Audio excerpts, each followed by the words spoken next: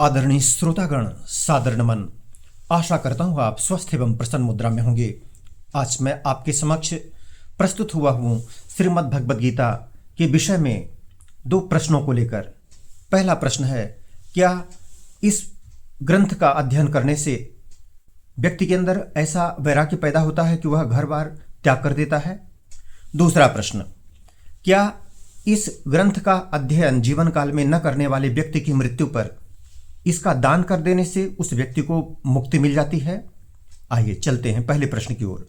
पहला प्रश्न है, गीता का अध्ययन करने से व्यक्ति घर बार छोड़ देता है। यह भ्रम है, क्योंकि योगः कर्मसु कौशलम, योग कर्म में कुशलता लाती है।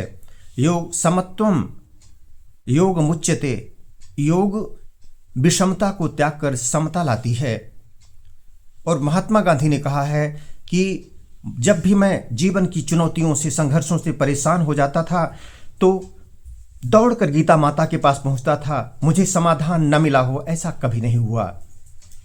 अमेरिकन महात्मा थारो के शिष्य एमर्सन श्रीमद् भगवद गीता की पंक्ति सर्वभूतेषु चात्मानं सर्वभूतानि चात्मनि, अर्थात सभी प्राणियों में मैं स्वयं हूं और सभी प्राणियों का अस्तित्व मुझ में है, इसका स्मरण करते ही नाच पड़ते थे। यानी यह ग्रंथ कर्मों के त्याग की बात न करते हुए निष्काम कर्म की बात करता है। और निष्काम कर्म का मतलब होता है कामना रहित होकर कर्म करना, फल की आसक्ति न रखना, कर्म का त्याग नहीं बल्कि कर्मों को त्याग भाव से करने का संदेश देती है श्रीमद् भगवद गीता। दूसरा प्रश्न, जीवन काल में अध्ययन न करने पर, इस ग्रंथ का चिंतन मनन न करने के बाद मरणोपरांत, उस व्यक्ति के मरणोपरांत श्रीमद् भगवद गीता का दान करने से क्या उस व्यक्ति को मुक्ति मिलेगी? इस विषय में आइए चलते हैं आद्य शंकराचार्य जी के निर्देश की ओर। उन्होंने कहा है, ज्ञानात् एव मुक्ति ऋते ज्ञानात् न मुक्ति। ज्ञान से ही मुक्ति मिलती है और ऋते यानी खाली, ऋते ज्ञानात् न मुक्ति है। यदि ज्ञान नहीं हुआ है तो मुक्ति नहीं मिलेगी। आइए देखते हैं, तीन उदाहरणों को देखते हैं। यदि ये तीन उदाहरण संभव दिखते हैं तो जगत गुरु शंकराचार्य की बात को हम असत्य समझ सकते हैं। पहली बात, क्या गुड़ गुड़ चिल्लाने से और उस गुड़ को मुंह में न ले जाने से उस मिठास का, निहित मिठास का स्वाद मिल पाएगा? दूसरा प्रश्न, कोई सरोवर के किनारे बैठकर और तैरना तैरना सिर्फ गाए और अंदर घुसे नहीं, हाथ पांव नहीं चलाए, क्या वह तैरना सीख पाएगा?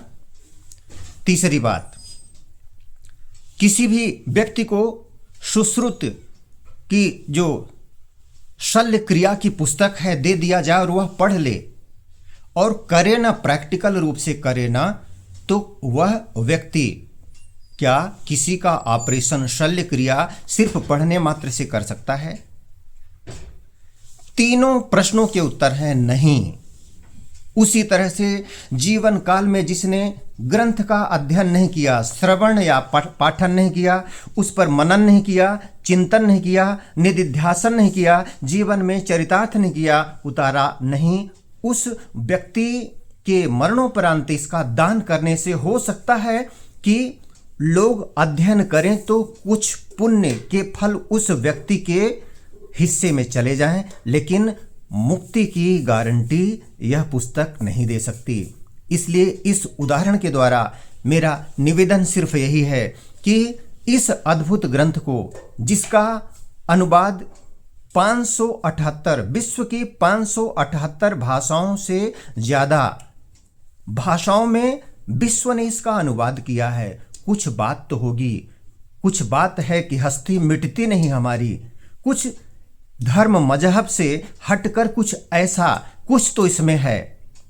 आदरणीय श्रोतागण, आज्ञा दें इसी प्रसंग के साथ मिलेंगे पुनः एक नए प्रसंग के साथ। तब तक स्वस्थ रहें, प्रसन्न रहें। वीडियो देखने के लिए धन्यवाद एवं आभार। जय श्री कृष्णा।